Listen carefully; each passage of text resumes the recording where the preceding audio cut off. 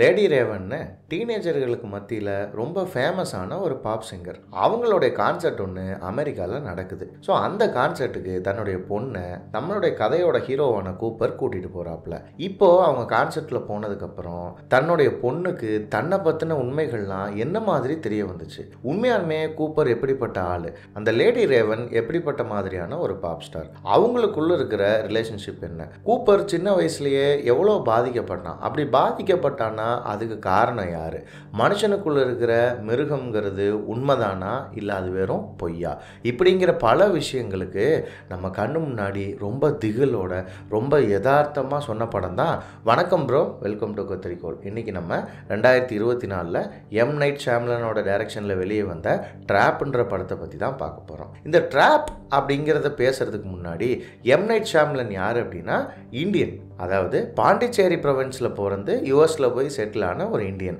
So அவருடைய ஃபிலிமோகிராஃபியில் எல்லாமே எப்படி இருக்குன்னா நம்மளுடைய டார்க் சைட்ஸை நம்ம எக்ஸ்ப்ரெஸ் பண்ணிக்கிற ஒரு விதமாக தான் படங்கள் அமைஞ்சிருக்கும். இந்த படத்துக்குமே சரியான ரிவ்யூஸ் இல்லை அப்படிங்கும்போது நிறையா பேர் இதை பார்க்க வேணாம் அப்படிங்கிற மாதிரி சொன்னாங்க.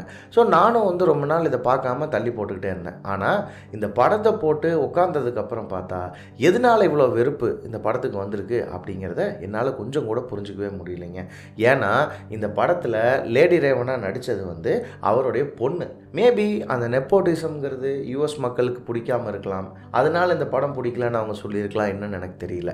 பட் அதை தவிர இந்த படம் பிடிக்கலன்னு சொல்கிறதுக்கு எனக்கு வேறு எந்த காரணங்களும் பெருசாக தெரியல. ஏன்னா படம் போட்டதுலேருந்து 1.5 மணி நேரம் நல்ல என்கேஜிங்காகவும் என்டர்டெயின்மெண்ட்டாகவும் தான் படம் போச்சு. சரி, இப்போ படத்தோட கதைக்குள்ளே போவோம். படத்தோடைய மொதல் ஷாட்லேயே நம்மளுடைய கதையோட ஹீரோவான கூப்பரும் அவளோட பொண்ணான ரைலியும் காரில் போயிட்டுருக்காங்க பாட்டு பாடிட்டு. இப்போது படத்தோட ஃபர்ஸ்ட் ஷாட்டே அந்த ரேவனுடைய டிஷர்ட் தான். அதாவது அந்த பாப் சிங்கரோட கான்சர்ட்டுக்கு தான் இவங்க போகிறாங்க, அந்த பொண்ணு அதுக்காக ரொம்ப எக்ஸைட்டடாக இருக்காங்கிறது நமக்கு முன்னாடியே சொல்லிடுறாங்க. ஸோ கான்சர்ட்டுக்கு லேட் ஆச்சு, வா வேகமாக போகலாம் அப்படின்னு சொல்லி கூப்பரும் ரைலியும் வேகமாக போகிறாங்க. எப்படியாச்சும் டப்புன்னு போய் நம்ம லேடி ரேவனை பார்த்துடணும் அப்படின்னு. அப்போ பார்த்தா அந்த அம்மா கேரவன்லேருந்து இறங்கி அப்படியே நடந்து போகும். அந்த இடத்துல ஒரே ஒரு இடத்துல மட்டும் ரைலியை பார்த்து கையடிச்சிட்டு போகும். அதுக்கே ரைலி ரொம்ப சந்தோஷப்படுவா. அதுக்கப்புறம் லேட் ஆயிடுச்சு அப்படின்னு சொல்லி அவள் ரொம்ப கோவப்படுவா அவங்க அப்பா மேலே. ஆனால் அவங்க அப்பா சொல்லுவார், இல்லைம்மா எனக்கு வேலையிலேருந்து வர்றதுக்கு இப்போ தான் வாய்ப்பு கிடச்சிது, அதனால தான் லேட் ஆகிடுச்சு அப்படின்னு சொல்லிட்டு, சரி அந்த ஸ்கூல் பொண்ணுகளோட உனக்கு ஒரு பிரச்சனைன்னு சொன்ன இல்லையா, உன்னோட காலேஜ் பொண்ணுங்க அவங்கக்கிட்ட இருக்கிற இப்போ ரிலேஷன்ஷிப் எப்படி இருக்குது அப்படின்னு கேட்கும்போது அந்த பொண்ணு சொல்லிடுவா, இல்லை நான் அதை பற்றி பேச விரும்பலை, நான் கான்சர்ட் என்ஜாய் பண்ண வந்திருக்கேன் அப்படின்னு சொன்னோன்னே, சரி ஓகே வா அப்படின்னு சொல்லி கூப்பரும் எதுவும் பேசாமல் ரயிலே உள்ளே கூட்டிகிட்டு போயிடுவான். உள்ளே போகும்போதே கூப்பர் திரும்பி திரும்பி பார்ப்பான். அந்த இடத்துல ஃபுல்லாக சுற்றி போலீஸ்காரங்களாம் நிற்பாங்க. எல்லாத்தையும் கவனிச்சுட்டே கூப்பர் வருவான். அப்போ பார்த்தா ரைலி அவளோட ஃப்ரெண்ட்ஸ் டான்ஸ் ஆடிட்டு இருப்பாங்க. அப்போ ரைலி கூட போய் டான்ஸ் ஆடலான்னு போகும்போது இல்லை, இவளை அவங்க சேர்த்திக்கவே மாட்டாங்க. இவளை ஒரு ஆளாகவே அவங்க கண்டுக்க மாட்டாங்க. எதனால் அப்படின்னா ரைலிக்கும் அந்த பொண்ணுகளுக்கும் சுத்தமாக ஆகாது. ரைலியை பார்த்தாலே அந்த 3 பேர் இருக்கிற கேங் எப்பயுமே ஒரு மாதிரி மட்டமாக தான் ட்ரீட் பண்ணுவாங்க. அப்போது தன் பொண்ணு இதனால் ரொம்ப பாதிக்கப்பட்டிருக்கான்னு தெரிஞ்ச கூப்பர் தன் பொண்ணு எப்படியாச்சும் சந்தோஷமாக வச்சுக்கணுன்றதுக்காக நம்ம 2 பேர் போய் செல்ஃபி எடுக்கலாம், அவங்க வரலன்னா என்ன, நீ வா நம்ம போய் ஜாலியாக இருக்கலாம், நம்ம ஃப்ரண்ட் ரோ சீட் வாங்கியிருக்கோம், அவங்க பின்னாடி இருக்காங்க, நீ அதெல்லாம் கண்டுக்காத, அவங்க அப்படி தான் பேசுவாங்க, ஆனால் அப்பாவும் கூட எப்பயுமே இருக்கேன் அப்படின்னு சொல்லி அவளை சமாதானப்படுத்தி சேரப் பண்ணி கூட்டிகிட்டு போவாப்புல. அப்போ போகும்போது தான் கூப்பர் எல்லா பக்கம் திரும்பி பார்ப்பான். பார்த்தா எக்கச்சக்க போலீஸ் இருக்கும். 20,000 பேர் இருக்கிற இடத்துல போலீஸ் இருக்கிறது இயல்பு தான். ஆனால் இங்கே போலீஸ் ரொம்ப அதிகமாக இருக்கும். அப்போ கான்சர்ட்டில் சென்டர் சீட்டுக்கு பக்கத்தில் போய் இவங்க உட்காந்துருவாங்க. அந்த பொண்ணில் ரொம்ப சந்தோஷமாக அந்த மொமெண்ட்டை என்ஜாய் பண்ணிகிட்டு இருக்கும். அப்போ கூப்பர் அந்த பொண்ணோட மைண்டை மாற்றுறதுக்காக இந்த ஜென்ஜி டேர்ம்ஸ்ன்னு சொல்லுவாங்க இல்லையா, 210K கிட்ஸ் பேசுறது, கிறிஸ்பினா என்ன, ஃப்ரைடுனா என்ன அப்படின்னு சொல்லிட்டு சில விஷயங்களை பேசிகிட்டு இருப்பாங்க.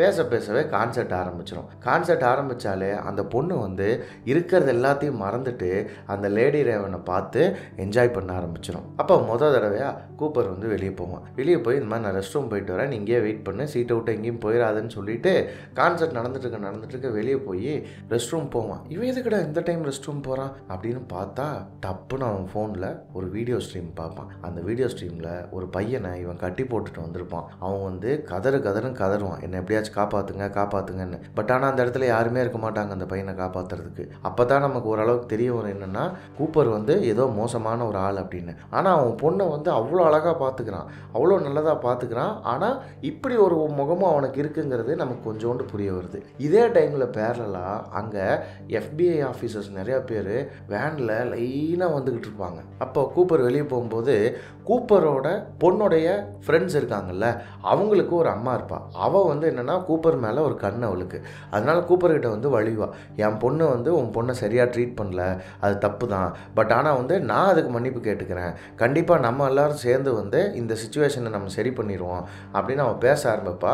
ஆனால் கூப்பருக்கு ஒரு மாதிரி கடுப்பாக இருக்கும். இங்கே பாருங்கள், உங்கள் பொண்ணு சாரா வந்து என் பொண்ணு ரைலியை வந்து தப்பாக ட்ரீட் பண்ணியிருக்கா, அதனால் என் பொண்ணு ஹர்ட் ஆகிட்டா, அது எனக்கு உண்மையானுமே பயங்கர கோபமாக இருக்குது. இப்போதைக்கு நான் அந்த விஷயத்தை உங்ககிட்ட பேச விரும்பலை, நான் இப்போ வேற ஒரு வேலையாக போயிட்டுருக்கேன், என் பொண்ணு கூட நான் இந்த கான்சர்ட் என்ஜாய் பண்ணணும், நான் கிளம்புறேன் அப்படின்னு சொல்லிட்டு கூப்பர் போகும்போது பார்த்தா அதே டைமில் பேரலாக வெளியே ஃபுல்லாக FBI ஆஃபீஸர்ஸ் வந்து சுற்றி நின்றுப்பாங்க. ஒரு வயசான அம்மா ஒருத்தங்க அங்கே வருவாங்க. அந்த வயசான அம்மா தான் வந்து பார்த்தா ப்ரொஃபைலர், அதாவது இந்த ஆப்ரேஷனுக்கு அவங்க தான் ஹெட்டு. இங்கே கான்சர்ட்டில் இதெல்லாம் எதுவுமே தெரியாமல் பொண்ணு ரைலி வந்து செம்ம ஜாலியாக என்ஜாய் பண்ணிகிட்ருப்பா. அப்போ ரைலி போய் பிரேக்கில் ஒரு டிஷர்ட் வாங்கினான்னு போகும்போது அந்த கடையில் ஒரே ஒரு டிஷர்ட் தான் அவள் கேட்ட சைஸுக்கு கேட்ட மாதிரி இருக்கும்.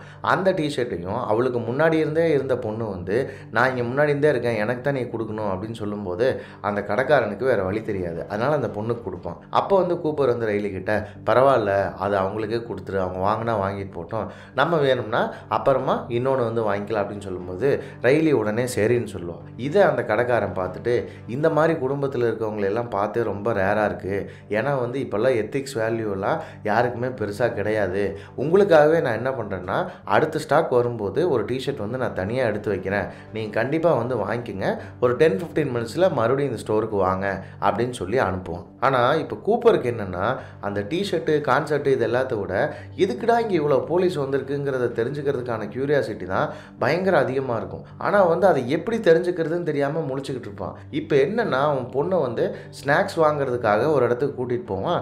அப்போ அந்த இடத்துல பார்த்தா 2 பேர், அதில் ஒரு பொண்ணு வந்து பயங்கரமாக தண்ணியை போட்டு செம்ம போதையில் படிக்கட்டு ஓரத்தில் அப்படியே ஆடிக்கிட்டு நின்றுக்கிட்டு இருக்கும். அந்த என்ட்ரி ஃபுல்லாக போலீஸ்காரங்களாக இருப்பாங்க. எப்படியாவது டைவர்ட் பண்ணுமேங்கிறதுக்காக என்ன பண்ணுவான், அந்த போதையில் இருக்க பொண்ணை படிக்கட்டில் தள்ளி விட்டுருவான். ஆனால் இது வந்து ரயிலுக்கு தெரியாது. ரயிலு டக்குன்னு திரும்பி பார்க்கும்போது அந்த இடத்துல ஃபுல்லாக கூட்டமாயிரும். படிக்கட்டுக்கிட்ட நின்றுட்டு இருந்த போலீஸ்காரங்களாம் இந்த சைடு வந்துடுவாங்க, அந்த என்ட்ரி கேட்டில் இருக்கிற போலீஸ்காரங்களும் இந்த சைடு வந்துடுவாங்க.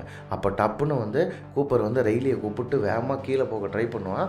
ஆனால் என்ட்ரன்ஸ்லேருந்து 4 போலீஸ்காரங்க போனால் அதே இடத்துல வெளியே 10 போலீஸ்காரங்க வந்து நின்றுவாங்க. அப்போ தான் கூப்பருக்கு தெரியும், ஓகே இனிமேல் வந்து நம்ம இங்கேருந்து இப்படி எஸ்கேப் ஆகிறதுக்கு பிளான் பண்ணுறது தப்பு, பண்ண முடியாது, இவங்க ரொம்ப ஸ்மார்ட்டாக இருக்காங்கன்னு தெரிஞ்சுக்கிட்டு ரயிலியை கூப்பிட்டு மறுபடியும் கான்சர்ட்குள்ளே போயிடுவோம். அப்போ கான்சர்ட்டில் என்ன ஆகும் அப்படின்னா இன்னொரு சிங்கரை வந்து சர்ப்ரைஸ் என்ட்ரியாக கீழேருந்து வர வைப்பாங்க.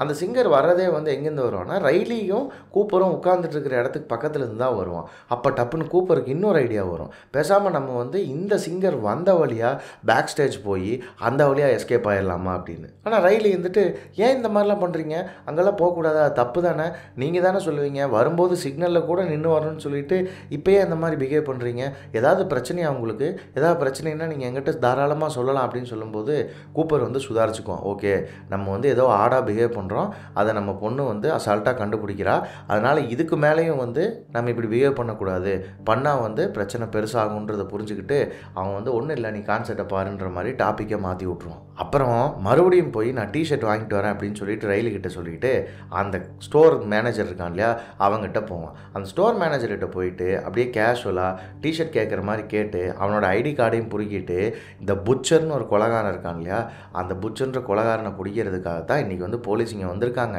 இதை வந்து உன் மேலே இருக்கிற நம்பிக்கையில் உங்ககிட்ட மட்டும் சொல்கிறேன், அது மட்டும் இல்லாமல் அவங்க பயங்கரமாக பிளான் பண்ணியிருக்காங்க, எல்லாத்துக்கும் ஒரு ஐடி கார்டு கொடுத்துருக்காங்க, அது போக சீக்ரெட் ஆக்சஸ் கோடு கொடுத்துருக்காங்க, 3000 பேர் இங்கே ஆம்பளை இருக்காங்க, எல்லாத்தையுமே செக் பண்ணி கண்டிப்பாக இன்றைக்கி அவனை பிடிச்சிருவாங்க, அவனை பிடிக்கிறத நான் பார்க்கணுன்னு உண்மையாலுமே ரொம்ப ஆசைப்பட்றேன் அப்படின்னு சொல்லிட்டு கூப்பரை நம்பி எல்லா விஷயத்தையும் சொல்லுவான். அது மட்டும் இல்லாமல் அந்த டைமில் கூப்பர்கிட்ட அவன் கத்தியை கொடுப்பான். கூப்பருக்கு வந்து அவனை அறுத்து கொள்ளலாம் போல் மனசு தோணும், ஆனால் வந்து சரி வேணான்னு சொல்லிட்டு அந்த கத்தியை அவங்ககிட்டயே திருப்பி கொடுத்துட்டு அந்த டிஷர்ட்டை மட்டும் வாங்கிட்டு அவனோட ஐடி கார்டை எடுத்துகிட்டு நேராக போலீஸ்காரங்க ப்ரீஃபிங் நடக்கிற இடத்துக்கு போவான். அங்கே போனால் போலீஸ்காரங்கிட்ட இன்றைக்கி என்னென்ன டாஸ்க்குங்க நடக்குதுங்கிறத சொல்லிட்டு இருப்பாங்க. அதை வந்து அங்கே வேலை செய்கிற ஒரு ஆளாக இருந்து கேட்டுட்டு சும்மா கேஷுவலாக போய் காஃபி குடிக்கிற மாதிரி குடிச்சிட்டு வரும்போது அங்கேருந்து ஒரு வாக்கி டாக்கியை தூக்கிட்டு வந்துடுவான். வரும்போது பார்த்தா மறுபடியும் அந்த ஆண்டி, அதாவது தன்னோட பொண்ணோட ஃப்ரெண்டோட அம்மா, மறுபடியும் வந்து இவங்ககிட்ட வலிய ஆரம்பிச்சா இவனே கடுப்பில் இருப்பான். ஏன்னா இவனை பிடிக்கிறதுக்கு தான் இவ்வளோ போலீஸ் வந்திருக்காங்கன்னு. இது தெரியாமல் அது பாட்டுக்கு லூசு மாதிரி உளறிட்டு இருக்கும்போது இவன் டென்ஷன் ஆகிட்டு இருக்கும்போது அது சொல்லும், இங்கே பாரு, ஒழுங்கு மரியாதையாக வந்து என் கூட டேட்டுக்கு ஒத்துக்க, இல்லைன்னா எனக்கு ஒரு டார்க் சைடு இருக்குதுன்னு சொல்லி இவனை மிரட்டுற மாதிரி மிரட்டும். அவனும் இல்லை, என்னையவே நீ மிரட்டுறியா அப்படிங்கிற மாதிரி மனசுக்குள்ளே நினச்சிட்டு சரி இப்போதைக்கு இதை விட்டுருவோம், ஒரு நாள் வந்து சண்டே வந்து நான் நீ உன்னோட பொண்ணு என்னோட பொண்ணு எல்லோரும் பீஸா சாப்பிட போவோம், அவங்களுக்குள்ள இருக்கிற பிரச்சனையை முதல்ல நம்ம சரி பண்ணுவோம், அப்புறம் நம்ம பிரச்சனையை பார்ப்போம் அப்படின்னு சொல்லி அவங்ககிட்ட பேசிட்டு நைஸாக அங்கேருந்து எஸ்கேப் ஆயிடுவான். இது நடந்துட்டு இருக்கவே அந்த FBI ஆஃபீஸர் பொம்பளை வந்து அங்கே இருக்கிற எல்லாத்துக்குமே வந்து ப்ரீஃபிங் கொடுத்துட்ருப்பாங்க. இவன் அந்த வாக்கி டாக்கி எடுத்துகிட்டு வந்திருப்பான் இல்லையா, அது மூலயமா போலீஸ் அடுத்தடுத்து என்னென்ன இன்ஃபர்மேஷன் செய்கிறாங்க, என்னென்ன மாதிரி பிளான் பண்ணுறாங்க, இப்படிங்கிற எல்லா விஷயத்தையுமே கவனிச்சுக்கிட்டே இருப்பான். அப்போ அதில் வந்து அங்க அடையாளங்கள்லாம் சொல்லுவாங்க. இந்த மாதிரி வந்து சிசிடிவி ஃபுட்டேஜ்லேருந்து தான் வந்து அந்த கில்லரோட அடையாளத்தை வந்து இவங்க கண்டுபிடிச்சிருக்காங்க.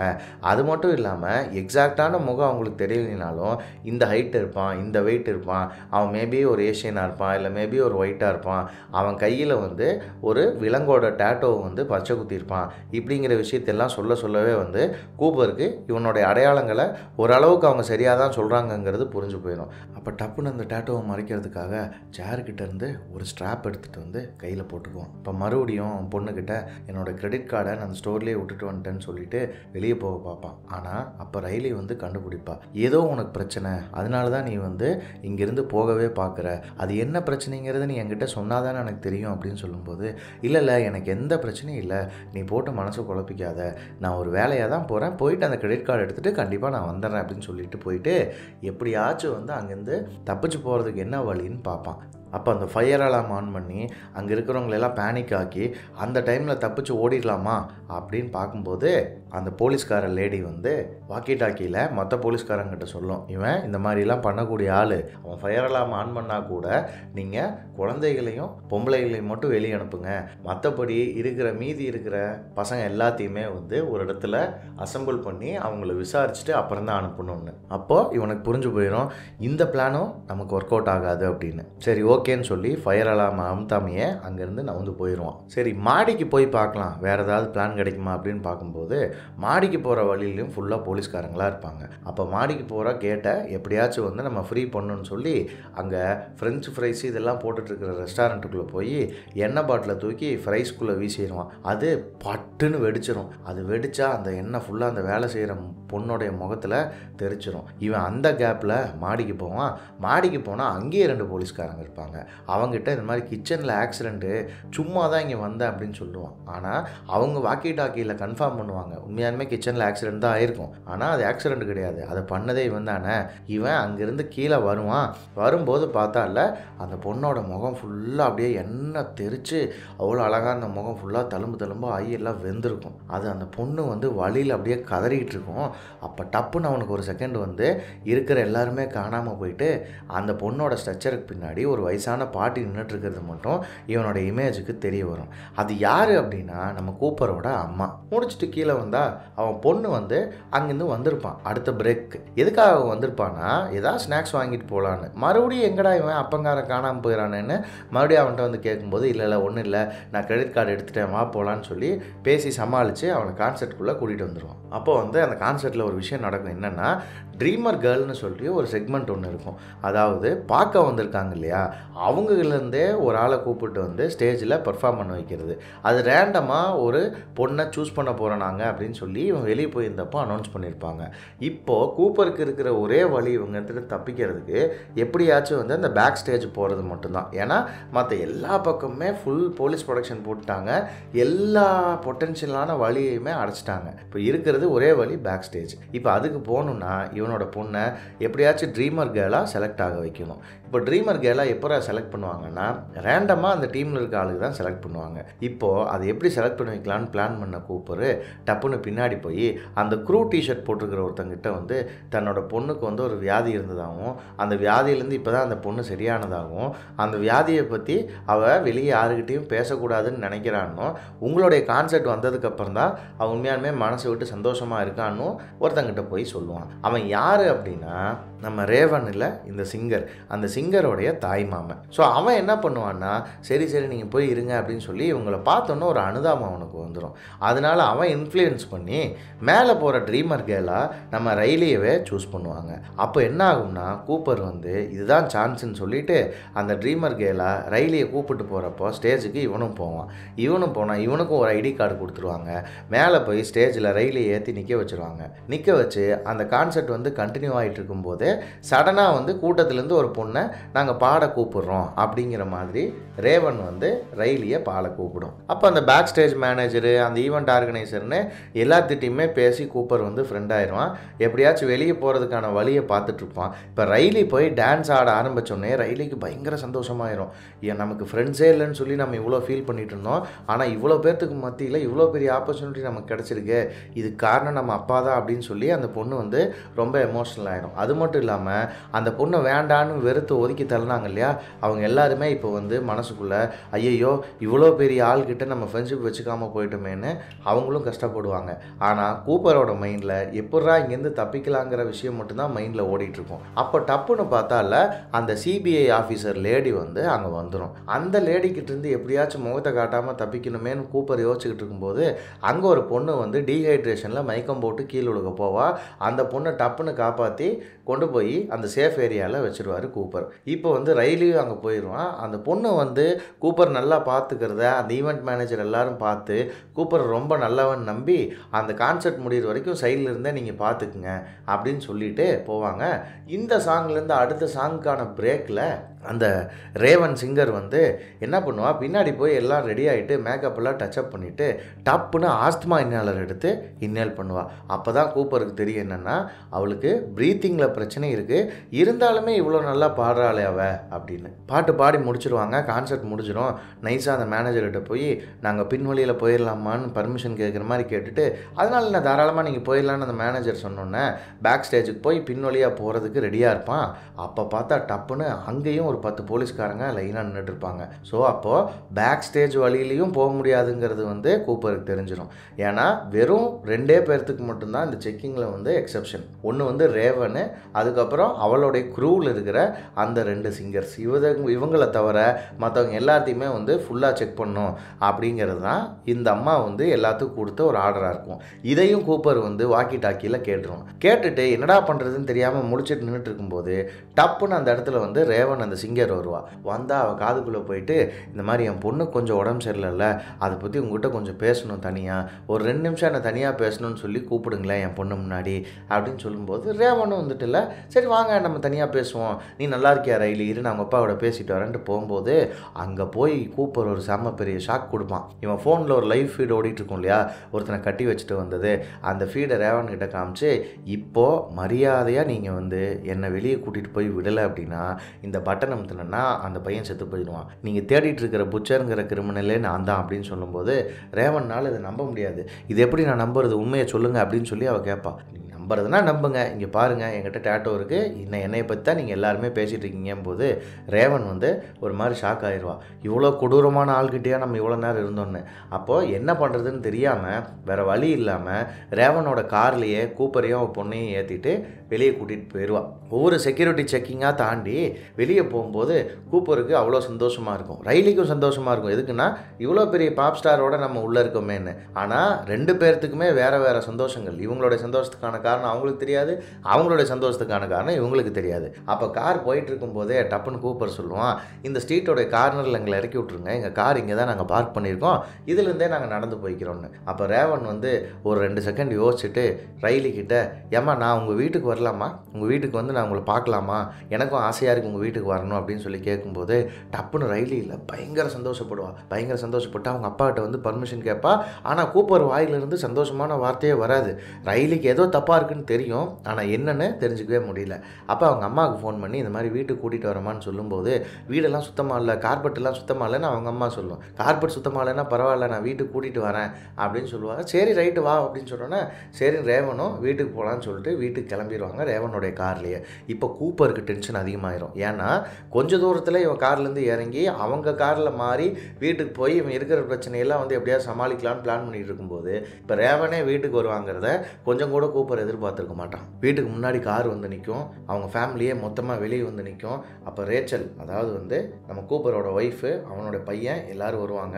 வந்தால் இப்போ ரேவனை மிரட்டிகிட்டே கூப்பர் வந்து வீட்டுக்குள்ளே கூட்டிகிட்டு போவான். ரேவன் வீட்டுக்குள்ளே போய் உட்காந்தோன்னே கூப்பர் பக்கத்தில் போயிட்டு போட்டு மிரட்டுன்னு மிரட்டுவான். நீ ஏதாவது வாயை திறந்த மகளை அவன் செத்துருவான் அப்படின்னு. ரேவனும் இல்லை, எப்படியாச்சும் வந்து இவன் மோசமான ஆளுங்கிறத இவன் குடும்பத்துக்காவது அட்லீஸ்ட் சொல்லி ஆகணும்னு சொல்லி ரொம்ப ட்ரை பண்ணுவான். ஆனால் வந்து அவனால் ஓப்பனாக சொல்ல முடியாது. ஏன்னா சொன்னால் தான் அவன் கொண்டுருவானே. இப்போது நீங்கள் கிளம்புறீங்களா அப்படின்னு சொல்லி டப்புன்னு அவன் எந்திரிச்சு கேட்கும்போது, ஒரே ஒரு பாட்டு மட்டும் நான் பாடிட்டு போயிடுறேன் அப்படின்னு சொல்லிட்டு பியானோவில் போய் உட்காந்துருவா. பியானோவில் போய் உட்காந்துட்டு ரயிலியை பக்கத்தில் கூப்பிடுவா. ரயிலி பக்கத்தில் வந்து உட்காரும்போதே டப்புன்னு ரயிலியோட ஃபோன் எடுத்து பாக்கெட்டில் வச்சுருவான். பாக்கெட்டில் வச்சுட்டு ஒரு பாட்டை வாசிக்க ஆரம்பிப்பா. பாட்டு பாடிக்கிட்டே இருக்கும்போது நம்ம ஏன் ஒரு செல்ஃபி எடுக்கக்கூடாது அப்படின்னா, ரயிலியோட ஃபோனை பார்க்கும்போது ரயிலியோட ஃபோன் இருக்காது. அதுதான் ரேவன் கிட்ட இருக்குமே, அது எப்படி அவகிட்ட இருக்கும்? ரேவன் வந்து அது தெரியாத மாதிரியே வேறு ஏதாவது ஃபோன் தான், உங்கள் அப்பா ஃபோனை கொடு, அதில் ஃபோட்டோ எடுப்போன்னு சொல்லிட்டு டப்புன்னு அவங்ககிட்ட அந்த ஃபோனை பிடுங்கிடுவா செல்ஃபி எடுக்கிறதுக்கு.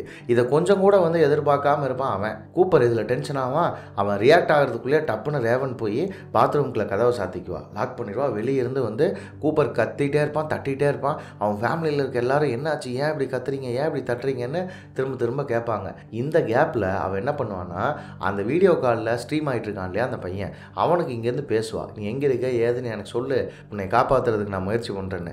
அவனும் இல்லை, அவனுக்கு தெரிஞ்ச ஞாபகங்கள் வச்சு அங்கே ஒரு சிங்க சிலை இருக்கும், பக்கத்தில் ஒரு ப்ளூ கலர் வீடு இருக்கும், இங்கே தான் என்னை கட்டி போட்டிருக்காங்க, ஆனால் நான் எப்படி இங்கேருந்து தப்பிக்கிறதுன்னு எனக்கு தெரியல அப்படின்னு சொல்லும்போது டப்புன்னு ரேவன் என்ன பண்ணுவா, ஒரு இன்ஸ்டாகிராம் எடுத்து லைவ் போயிடுவா. லைவ் போய் இந்த மாதிரி இப்படி ஒரு பையனை அங்கே கட்டி போட்டிருக்காங்க, என்னுடைய ஃபேன்ஸ் யாராவது போய் அங்கே அவங்களை காப்பாற்றுங்க அப்படின்னு சொல்லிட்டு, அதே மாதிரி அவனோட அசிஸ்டன்ட் ஒருத்தன் காருக்கு வெளியே நின்றுருக்கான் இல்லையா, அவனுக்கு போலீஸை கூப்பிடுன்னு சொல்லி மெசேஜும் அனுப்பிச்சிடுவான். இது நடந்து முடியும் போதே டப்புன்னு வந்து கதவை திறந்துட்டு கூப்பர் உள்ளே வந்துடுவான். உள்ளே வந்தால் இப்போ நம்ம போய் ஆகணும், நீங்கள் கிளம்புங்க அப்படின்னு சொல்லி ரேவன் கிட்ட வந்து சொல்லுவான். ரேவன் வந்து கேட்பா, எங்கே உன் ஃபேமிலி எங்கே, என்ன பண்ண அப்படின்னு. அது உனக்கு தேவையில்லாத விஷயம், நீ அப்படியே போ அப்படின்னு சொல்லிட்டு அவள் தோளில் கையை வச்சு அவளை பயமுறுத்தி காருக்குள்ளே ஏறி உட்கார வச்சு கூட்டிகிட்டு போக ட்ரை பண்ணுவான். ட்ரை பண்ணும்போது அவன் சொல்லுவான், இந்த மாதிரி வந்து எனக்கு சின்ன வயசுலேருந்து இந்த பிரச்சனைகள்லாம் இருந்தது, எங்கள் அம்மா வந்து இதை கண்டுபிடிச்சாங்க, ஆனால் நீ எங்கள் அம்மா மாதிரியே பேசிகிட்டு இருக்கேங்கிறது எனக்கு இப்போ இரிட்டேட் ஆகுது, அமைதியாக இரு, இல்லைனா வந்து உன்னை நான் எதாவது பண்ணிடுவேன் அப்படின்னு சொல்லி பயமுறுத்தி கார் எடுக்கலான்னு ஷட்டர் ஓப்பன் பண்ணும்போது பார்த்தா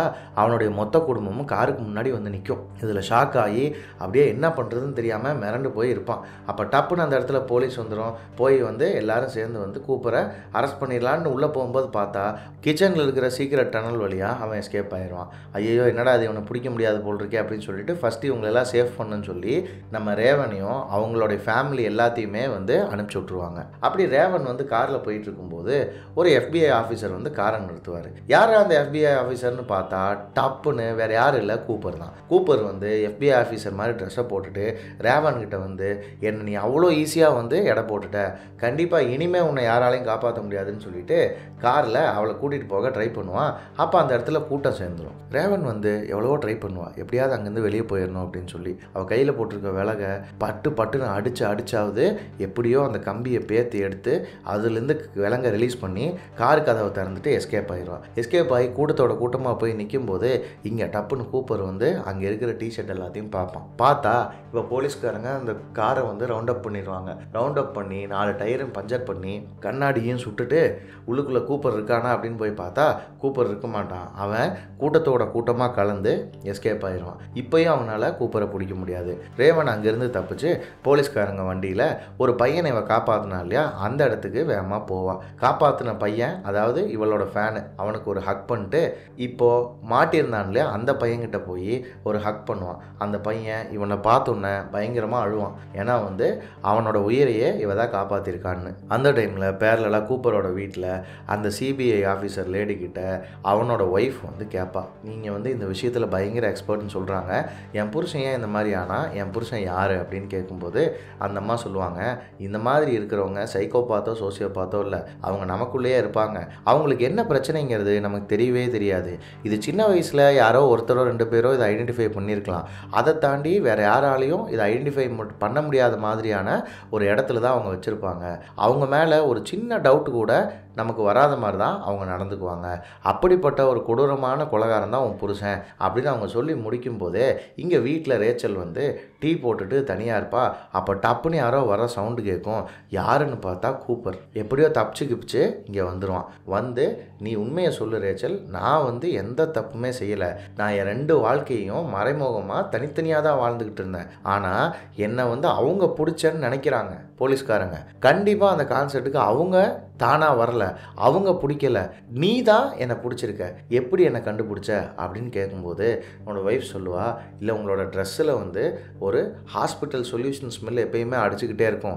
இதை பார்த்தோன்னே எனக்கு டவுட் வந்துச்சு. அதுக்கப்புறம் 2வது நம்ம பக்கத்து வீட்டுக்காரங்கிட்ட நீ அவ்வளோ கன்வின்சிங்காக ஒரு பொய் சொன்ன, அதை பார்த்தோன்னே மறுபடியும் எனக்கு 2வது டவுட்டும் வந்துருச்சு. அதுக்கப்புறம் ஒரு நாள் நான் வந்து உன்னை ஃபாலோ பண்ணிகிட்டே நான் போனேன். போகும்போது பார்த்தா நீ ஒரு சேஃப் ஹவுஸ்ன்னு சொல்லிட்டு ஒரு இடம் வச்சிருக்கில்ல, அங்கே நான் போனேன். ஆனால் அதுக்குள்ளே தான் எதுவுமே இல்லையே அப்படின்னு கூப்பர் கேட்பான். ஆமாம், அதுக்குள்ளே எதுவுமே இல்லை, ஒரே ஒரு டேபிளும் ஒரு சேர் மட்டும்தான் இருந்தது. அதை பார்க்கும்போது தான் இன்னும் எனக்கு பயமாச்சு.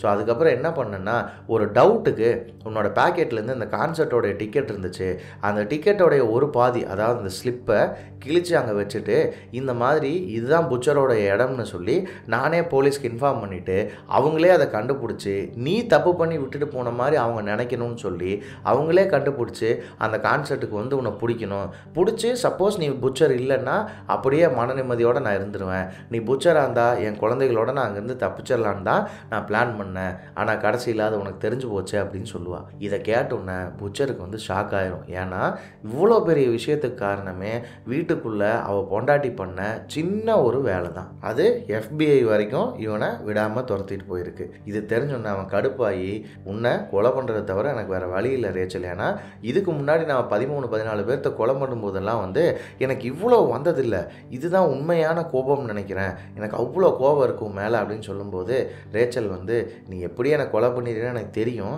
அதுக்காக தான் நானும் ரெடியாக இருக்கேன். ஆனால் அதுக்கு முன்னாடி கடைசியாக 2 பேரும் ஆளுக்கு ஒரு கேக் மட்டும் சாப்பிடுவோம், அது வரைக்கும் மட்டும் நீ வெயிட் பண்ணு அப்படின்னு சொல்லும்போது அவன் இல்லை சரி வேறு வழி இல்லை, நீ கடைசியாக கேட்குற, சரி பரவாயில்ல ஒரே ஒரு கேக்கு தானே சீக்கிரமாக சாப்பிட்டு முடிச்சிருவோம் அப்படின்னு சொல்லி அவன் கேக் சாப்பிட்ருப்பா. ரேச்சல் வந்து பக்கத்தில் வந்து உட்காந்துட்டு அவளோட ஃபீலிங்ஸ் இது எல்லாத்தையுமே சொல்லிக்கிட்டு இருப்பா. நான் வந்து ரொம்ப பெரிய ஆளாகணும்னு நினச்சேன், ஆனால் என்னை ஒரு சாதாரண சைக்கோ கொலைகாரனா நீ மாற்றிட்டடி அப்படின்னு சொல்லி கோவத்தில் அவன் பொங்கிட்டு இருப்பான். அப்போ டாப்புன்னு அவன் சாப்பிடவே இல்லை. அவனுக்கு அப்படியே தொண்டையெல்லாம் அடைக்க ஆரம்பிக்கும், அவனுக்கு சுயநலவெல்லாம் மாறும். அப்போ டப்புன்னு ரேச்சலை பார்த்து அவன் கேட்பான், என் பேக் நீ கண்டுபிடிச்சிட்ட தானே அப்படின்னு. ஆமாம் கண்டுபிடிச்சிட்டேன் நான் உன் பேக் அப்படின்னு அவன் சொல்லுவான். அப்போயே வந்து கூப்பருக்கு தெரிஞ்சிடும், ஓகே நம்ம வச்சுருந்த மயக்க மருந்தை நமக்கே அவள் வச்சுட்டா அப்படின்னு. அப்போது கூப்பரோட ஒய்ஃப் சொல்லுவாள், இப்படித்தானே வந்து எவ்வளோ பேர்த்த நீ இந்த மயக்க மருந்து கொடுத்து கொலை பண்ண அப்படின்னு. ஐயா நான் அப்படிலாம் கொலை பண்ணல, மயக்க மருந்து வந்து அவங்கள ஜஸ்ட் அன்ஸ்டேபிள் ஆக்கிறதுக்கு மட்டும்தான் அப்படின்னு அப்பையும் கூலாக பதில் சொல்லுவான். இப்படி அவன் பேசிகிட்டு இருக்கும்போதே டப்புன்னு அவன் மைண்டெல்லாம் டிஸ்டர்ப் ஆகி அங்கே தூரத்தில் அவங்க அம்மா நின்று அவனை பக்கத்தில் கூப்பிட்ற மாதிரியே அவனுக்கு கேட்கும். அவங்க அம்மா கிட்ட அவன் போவான், அம்மா நான் உண்மையாலுமே வந்து நீ என்னை ஏற்றுக்கணுங்கிறதாம என்னோட ஆசையாக இருந்தது, எனக்கு கோபம்ங்கிறது ஆர்டிஃபிஷியலாக வருதுன்னு தான் நினச்சேன், இயற்கையாக எனக்கு கோபம் வருதுங்கிறது எனக்கு தெரியாமல் தான் இருந்தது. நான் என்ன நினச்சேன், ஃபேக்காக தான் இருக்குதுன்னு நினச்சிட்டு என் கோபத்தை நான் வளர்த்திக்கிட்டே இருந்தேம்மா அப்படின்னு அவன் சொல்லும்போதே டப்புன்னு பார்த்தா யாரோ வந்து அவன் மேலே எலக்ட்ரிக் கன்று சுடுவாங்க. அப்பையும் வந்து அவன் அடங்க மாட்டான். அந்த எலக்ட்ரிக் கன்னுங்கிறது ஒருத்தன் மேலே கரண்ட்டை கொடுத்து அவனை நிலக்குலைய வச்சிடும். அப்பவும் போய் ஒரு போலீஸ்காரன் அடிக்க போவான், இன்னொரு போலீஸ்காரன் சுடுவான். அதுக்கப்புறம் இல்லை அந்த சிபிஐ லேடி வந்து அவனை சுட்டு பிடிச்சி அவனை வெளியே அரெஸ்ட் பண்ணி கூட்டிகிட்டு போவாங்க. அப்போ ரேச்சல் வந்து அவனை ஹக் பண்ணுவாள். ஹக் பண்ணிவிட்டு அவங்க அம்மா கிட்ட ஓடி போயிடுவாள்.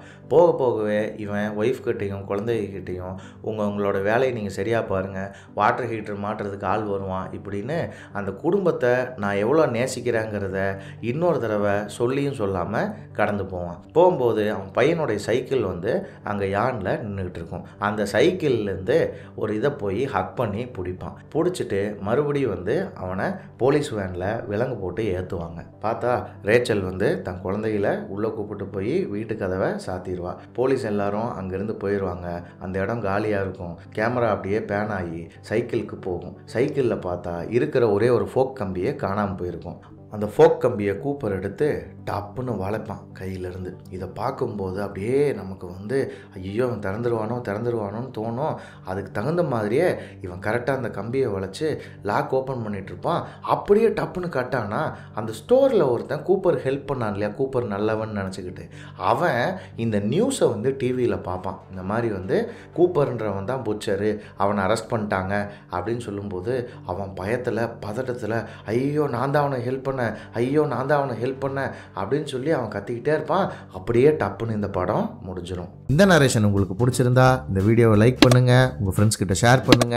அடுத்து நாங்கள் என்ன வீடியோ போடலாங்கிறத கீழே கமெண்ட் செக்ஷனில் கமெண்ட் பண்ணுங்க. இந்த மாதிரி நல்ல நல்ல வீடியோஸ் போடுற நம்ம கத்திரிக்கோளுக்கு சப்ஸ்கிரைப் பண்ணுங்க.